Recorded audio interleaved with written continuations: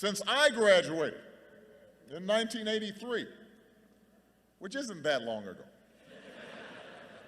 I'm just saying. Since I graduated, crime rates, teenage pregnancy, the share of Americans living in poverty, they're all down. The share of Americans with college educations have gone way up.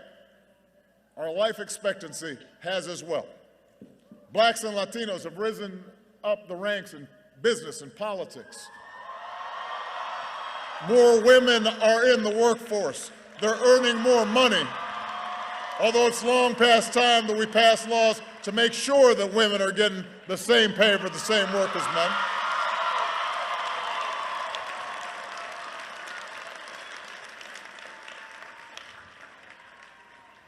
Meanwhile, in the 8 years since most of you started high school, we're also better off. You and your fellow graduates are entering the job market with better prospects than any time since 2007. 20 million more Americans know the financial security of health insurance. We're less dependent on foreign oil. We've doubled the production of clean energy. We have cut the high school dropout rate. We've cut the deficit by 2/3. Marriage equality is the law of the land.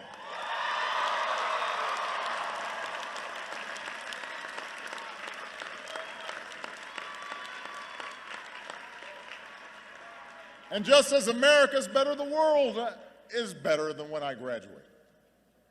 Since I graduated, an iron curtain fell. Apartheid ended. There's more democracy. We virtually eliminated certain diseases like polio. We've cut extreme poverty drastically. We've cut infant mortality by an enormous amount. Now, I say all these things not to make you complacent. We got a bunch of big problems to solve. But I say it to point out that change has been a constant in our history, and the reason America's better is because we didn't look backwards. We didn't fear the future. We seized the future and made it our own. And that's exactly why it's always been young people like you that have brought about big change. Because you don't fear the future. And that leads me to my second point. The world is more interconnected than ever before, and it's becoming more connected every day. Building walls won't change that.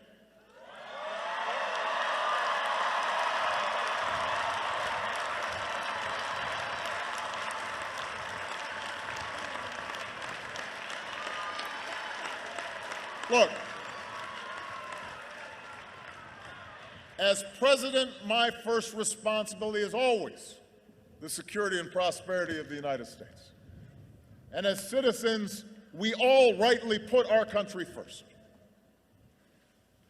But if the past 2 decades have taught us anything, it's that the biggest challenges we face cannot be solved in isolation. When overseas states start falling apart, they become breeding grounds for terrorists and ideologies of nihilism and despair that ultimately can reach our shores. When developing countries don't have functioning health systems, epidemics like Zika or Ebola can spread and threaten Americans too, and a wall won't stop that.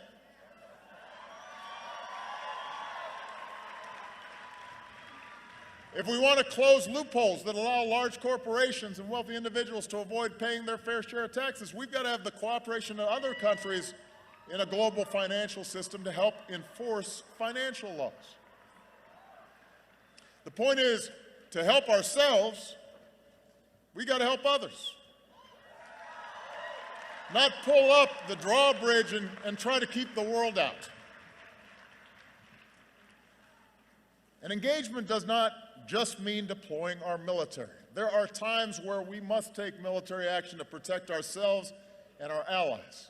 And we are in awe of, and we are grateful for the men and women who make up the finest fighting force the world has ever known.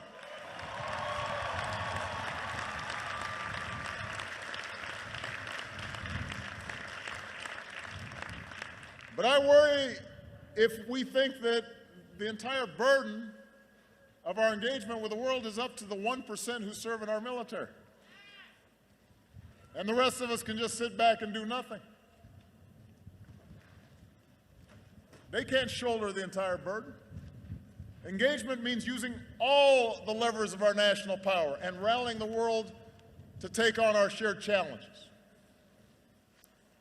You look at something like trade, for example. We live in an age of global supply chains and cargo ships that crisscross oceans and online commerce that can render borders obsolete.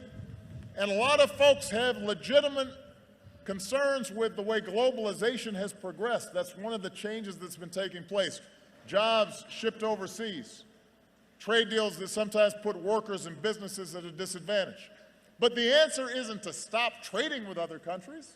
In this global economy, that's not even possible. The answer is to do trade the right way by negotiating with other countries so that they raise their labor standards and their environmental standards. And we make sure they don't impose unfair tariffs on American goods or steal American intellectual property. That's how we make sure that international rules are consistent with our values, including human rights.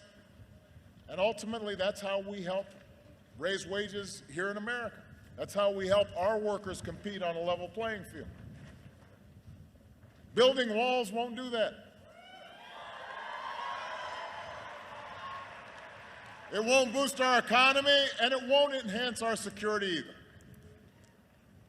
Isolating or disparaging Muslims, suggesting that they should be treated differently when it comes to entering this country, that is not just a betrayal of our values.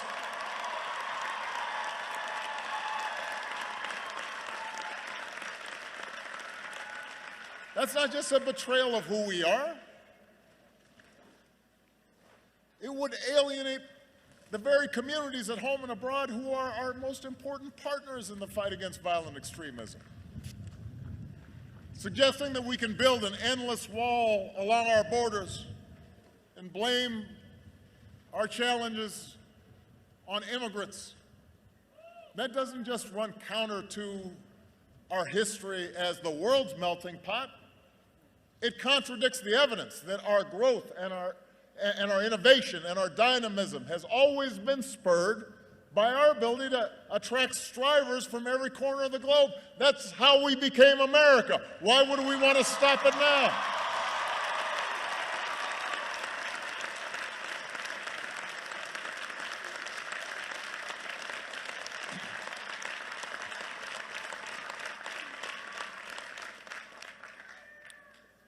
Can't do it. Which brings me to my third point.